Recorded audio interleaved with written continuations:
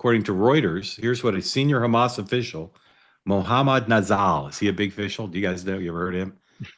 Reuters says he's a senior official of Hamas, and he says Hamas intends to maintain security control in Gaza and won't disarm. He says Hamas wants the truce to last 3 to 5 years. Mark, let's just stipulate if true, because I just seen the Reuters story. That'd be a serious blow to this arrangement. And according to what the president said this week, it means Israel will go back in and disarm them.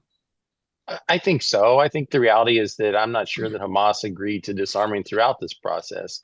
I think that the hostage deal that the president negotiated was a tremendous victory and brought an end to a 2-year war. And I think he deserves a lot of credit for that. But I think there were always concerns that Hamas never actually agreed to disarm.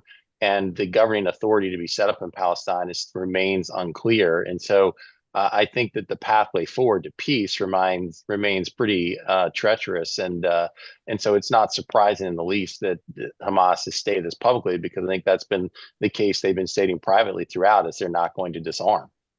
Robby. Yeah, look, I think President Trump achieved something that is great in and of itself, because we got hostages freed. We got 20 individuals who were in horrible situations, got them home to their families, and that's great. So that's a major achievement in and of itself, if nothing else good comes of this. However, certainly we had the hope that this was going to be the beginning of a peaceful process that would result in better leadership for the Gaza Strip, leadership that was not Hamas. I'm not at all surprised that Hamas has no intention of going quietly into the night, and that there will have to be more fighting in the future, because why should Israel is not willing to accept the governance of a terrorist group on its borders. That's been its reasonable position from the beginning. It would not surprise me if we eventually get another conflict based on that. But in the meantime, I'm still happy that the hostages got home and we had peace for some time.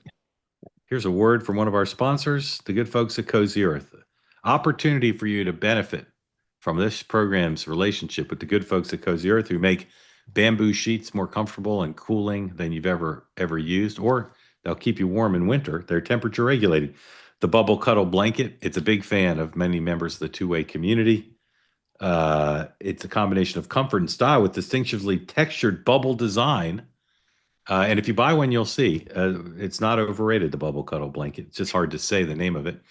And then, of course, they make lots of other stuff, including the famous pants, the now famous pants that I talk about as if I'm Donald Trump. The now famous pants. People are talking about the now famous pants. You can get 20% all of this by going to CozyEarth.com using the promo code two-way. The pants, the joggers, the shirts, off of everything. Tell them you heard about it, Cozy Earth, on two-way tonight.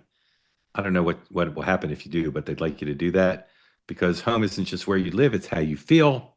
Let's go home with Cozy Earth. They say that something that's easy is like a walk in the park. Well, easier than a walk in the park, hit the subscribe button, be part of the two-way community, never miss an episode, be part of our conversations. Thank you for your service to America.